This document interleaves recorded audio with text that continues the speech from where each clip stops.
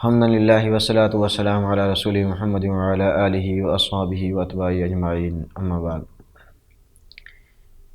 اللہ رب العزت نے ہمیں دین اسلام دیا ہے، اور دین اسلام یہ ساری کی ساری انسانی کے لیے ہدایت ہے۔ جتنا انسان دین اسلام کے مطابق اپنی زندگی گزارے گا، اتنا ہی اس کی زندگی کے اندر راحت بھی ہوگی، سکون بھی ہوگا، اور وہ اپنی زندگی صحیح نہج کے اوپر گزار کر مطمئن بھی ہوگا۔ اس لیے کہ زندگی گزارنے کے اندر اگر اس کو اطمینان نہیں ہے، اس کو سکون نہیں ہے، اس کو راحت نہیں ہے، تو جتنا مرضی پیسہ ہو، جتنی مال و دولت ہو، جتنی کچھ چیزیں ہوں، آسائشیں ہوں، راحت ہو،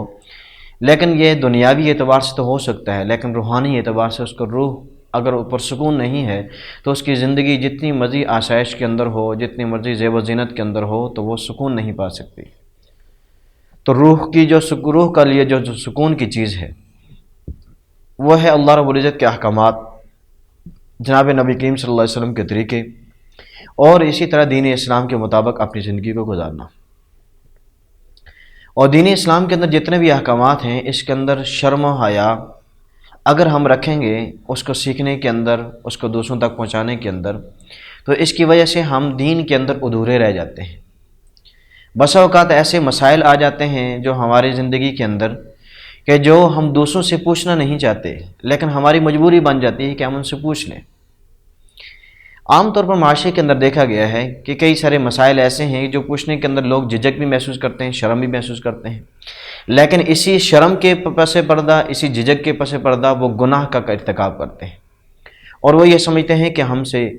یہ جھجک ہے یا شرم ہے، ہم کسی سے پوچھیں گے نہیں، اس کی وجہ سے دوسرا کیا کہے گا۔ تو یہ یاد رکھیے کہ دین کے اندر جب تک ہم کسی اہل علم سے پوچھیں گے نہیں، اس وقت تک ہم جاہل رہیں گے، اور جہالت یہ انسان کو گمراہی کی طرف لے جاتی ہے، اور گمراہی، یہ بدعت، یہ ساری چیزیں انسان کو جہنم کے اندر لے جانے والی ہوتی ہیں۔ تو اکثر طور پر سوال یہ کیا جاتا ہے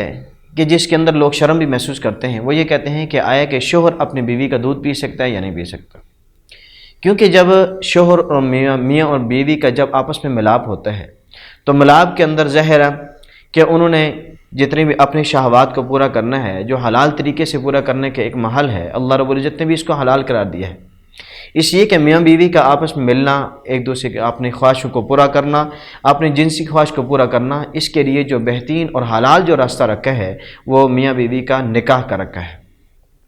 اسی نکاح کے بعد کے جو مراحل ہیں وہ عام طور پر نہ والدین اپنی اولاد کو سیکھنے کا مواقع فراہم کرتے ہیں، نہ ہی اولاد کسی سے جا کے سیکھتی ہے، لہٰذا جس کی وجہ سے وہ جہالت کے اندر رہتے ہوئے اپنی زندگی کے اندر کئی سارے ایسے گناہوں کا ارتکاب کر بیٹھتے ہیں کہ جو ان کی زندگی کے اندر ہونے نہیں چاہیے۔ اگر وہ ایک دو لمحات اگر کسی کے پاس گزار دیتے ہیں تو یہ ان کی جہالت ختم ہو کر ان کی زندگی کے اندر سکون بھی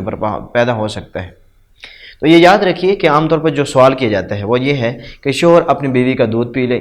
تو ایک مرتبہ ایک مسئلہ ہمارے سامنے آیا اور باقاعدہ لکھا ہوا تھا، اس نے یہ لکھا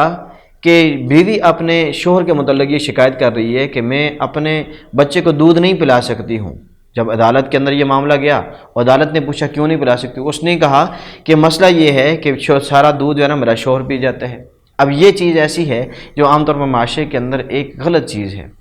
جبکہ اور بسا اوقات لوگ اس کو یہ سمجھتے ہیں کہ جب شوہر کے منہ کے اندر بیوی کا دودھ چلا جاتا ہے تو کہتے ہیں کہ یہ نکاح تو ختم ہو گیا ہے۔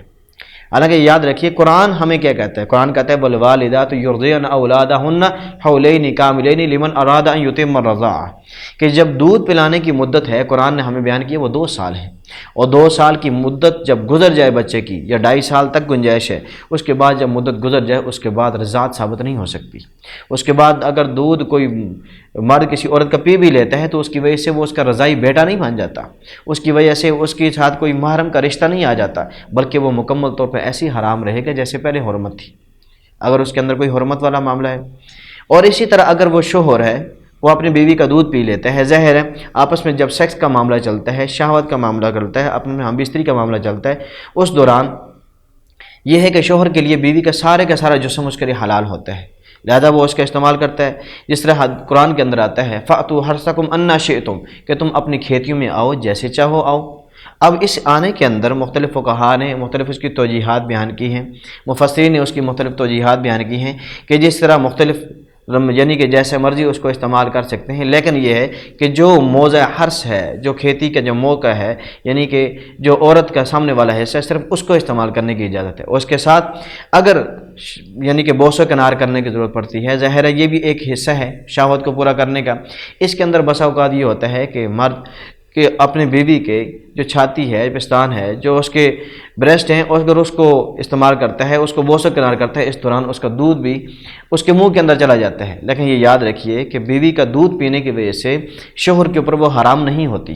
اس لیے کہ حرمت کا جو راستہ ہے، وہ حرمت کا جو ذریعہ ہے، وہ صرف 2 سال کی مدت ہے۔ ان 2 سالوں کے اندر بچہ اگر پی لیتا ہے کسی عورت کا دودھ تو وہ اس کی ماں بن جاتی ہے، تو وہ بچہ اس کا بیٹا بن جاتا ہے۔ اب یہ تو شوہر اور میاں بیوی یہ دونوں کا اب بڑی عمر کے پہنچ چکے ہیں، ان کا نہ آپس میں نکاح ہوا پڑا ہے، یہ تو بچپن کے زمانہ کا بھی نہیں ہے، یہ تو اب بڑے ہو گئے ہیں، ان کے بھی آگے بچے ہو گئے ہیں۔ تو یہاں پر رضاعت کا ثابت ہونا یا بیوی کا ماں بننا یہ تو ممکن ہی نہیں ہے،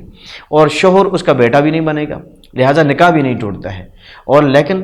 بسا اوقات یہ بھی پوچھا جاتا ہے کہ آیا کہ اس طرح کرنا درست ہے؟ نہیں۔ تو یاد رکھیے کہ شوہر اپنی بیوی کا پورا جسم جتنا بھی ہے، مکمل سر سے لے کر پاؤں تک، وہ سارا اس کے لیے حلال ہے۔ وہ اس کے جو بوس و کنار بھی کر سکتا ہے، جس طرح مرضی کرنا چاہے، اس کے جیسے قسم بھی کر سکتا ہے، ہر چیز اس کے لیے حلال ہے۔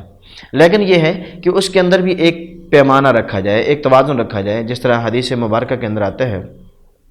کہ جب میاں بیوی آپس میں ملتے ہیں، حدیث کے بخاری شریف کی روایت ہے کہ اذا جلس بین شعابها الاربع واجتهد فيها، کہ جب وہ اس کے 4 زانوں کے درمیان بیٹھتا ہے اور اس کے اندر کوشش کرتا ہے، تو 4 زانوں کی مختلف شروحات تشریحات اگر محدثین نے کی ہے، اس کے اندر مختلف کیفیات ہوتی ہیں، اس کے ساتھ ملنے کے، ملاپ کرنے کی مختلف کیفیات ہیں، تو وہ محدثین نے لکھی ہیں، شروحات کے اندر موجود ہیں، حدیث مبارکہ کی تشریح کے اندر بھی ہیں، تفاسیر کے اندر بھی موجود ہیں۔ تو جب تک ہم ان چیزوں کا مطالعہ نہیں کریں گے، اس وقت تک ہماری زندگی کے اندر جو ایک کیفیت ہے، وہ اپنی ایک ہلجان کی کیفیت، ایک جھجک کی کیفیت باقی رہے گی، شرم و حیا کی کیفیت باقی رہے گی، تو اس کی وجہ سے ہم اپنی زندگی کو انجوائے نہیں کر سکتے۔ اب وہ انجوائمنٹ اگر ہوگی تو وہ غلط طریقے سے ہوگی، اس کی کیفیات بھی مختلف ہوں گی، جو ایک غیر مسلموں کا طریقہ وہ والی ہوں گی۔ اسی وجہ سے جب تک ہم اس چیز کو پڑھیں گے نہیں، اس کے اوپر ریسرچ نہیں کریں گے اور اپنے اسکالرز کو سنیں گے نہیں، اس وقت تک ہمیں اس چیز کی سمجھ نہیں آتی ہے۔ تو شوہر اور میاں بیوی کا آپس میں جو تعلق ہوتا ہے، ریلیشن ہوتا ہے، وہ ایسا ہوتا ہے کہ جو غیر محرم کا ہوتا ہے، لیکن نکاح کے ذریعے سے اس کو حلال کر دیا جاتا ہے۔ اور ان کا جو رشتہ ہوتا ہے، یہ حلال ہونا، یہ عام دوسرے محرم کی طرح نہیں ہے، بلکہ ان کا ایک جسم کی ایک لمٹ ہے۔ جیسے محرم عورت ہے، ماں ہے، بہن ہے، کوئی بھی ہے، اس کا چہرہ، اس کی ہتھیلیاں، اس کی کلائیاں وغیرہ، یہ چیز تو انسان دیکھ سکتا ہے۔ اور بیوی کا پورا جسم شوہر کے لیے یہ دیکھنا جائز ہے، اور شوہر کا اپنی بیوی کے جتنا بھی پورا جسم ہے وہ دیکھنا اس کے لیے جائز ہے۔ لیکن کوشش یہ کی جائے کہ شرمگاہیں ایک دوسرے کے دیکھنے سے کوشش یہ کی جائے کہ اس سے اجتناب کیا جائے، اس لیے کہ بسا اوقات ایسی چیز ہوتی ہے جس سے کراہت آ جاتی ہے، اور ان کی کراہیت کی وجہ سے ایک دوسرے سے ناپسندیدگی آ جاتی ہے، اور دل کے اندر ہو سکتا ہے کراہیت آ جائے، اس کو ناپسند کرے، کہ جس کی وجہ سے آئندہ کی زندگی ان کے لیے مشکل ہو جائے۔ پھر یہ ہے کہ عورتیں عام طور پر جب مرد کے ساتھ ملاپ معاملہ ہوتا ہے، یا شوہر اپنی بیوی کے ساتھ ہم بستری کے لیے اس کو آمادہ کرنے کی کوشش کرتا ہے، اس دوران بھی بسا اوقات ایسے چیزیں ہوتی ہیں کہ جس کی وجہ سے شوہر اور میاں بیوی آپس میں بالکل برہنہ ہو جاتے ہیں۔ تو برہنہ ہونے سے کوشش یہ کی جائے بالکل ننگا نہ ہو جائے، اوپر کچھ نہ کچھ کپڑا رکھ لیا جائے۔ یہ کپڑا رکھنا ایسا ہوتا ہے جس طرح حدیث مبارکہ کے اندر بھی ہمیں اس چیز کو سکھایا گیا ہے، شریعت ہمیں سکھاتی ہے کہ بالکل برہنہ ہو کر آپس میں ملاپ نہ کیا جائے، بلکہ اوپر کچھ نہ کچھ کپڑا رکھ لیا جائے، چادر وغیرہ رکھ لی جائے، اور کوشش یہ کی جائے کہ زیادہ سے زیادہ وقت آپس میں بات چیت کرنے سے گریز کیا جائے، کیونکہ بات چیت کرنے کی وجہ سے بسا اوقات ایسے ہوتے ہیں، بعض اوقات نفرت بھی پیدا ہو جاتی ہے، کوئی ایسی بات ہو جاتی ہے جس سے کراہیت ہو جاتی ہے، اس لیے ان چیزوں سے اجتناب کیا جائے۔ تو بہرحال حاصل کیا نام یہی ہے کہ جب ہم ایسا کوئی مرحلہ آ جاتا ہے، جب کوئی بندہ پوچھتا ہے، تو ہمیں اس کو بتانا چاہیے کہ اگر دودھ پی لیا ہے، اگر اس کے منہ کے اندر دودھ چلا جاتا ہے، تو یہ یاد رکھیے کہ عورت کا دودھ جب وہ بچے کے لیے ہے تو وہ حلال ہے، جب وہ بچہ 2.5 سال کی عمر سے اوپر پہنچ جائے تو اس کے لیے مکروہ ہے،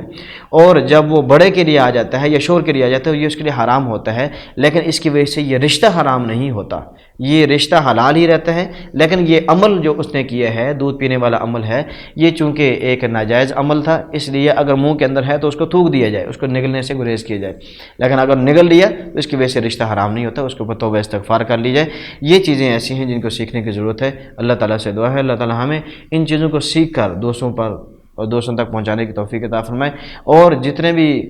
مراحل ہماری زندگی کے اندر ہوتے ہیں ہم اپنے علماء سے پوچھیں، اور پوچھ کے پھر آگے اپنی زندگی کو گزارنے کی کوشش کریں۔ اللہ تعالیٰ ہمیں عمل کرنے کی توفیق عطا فرمائے۔ وما علینا الا البلاغ المبین۔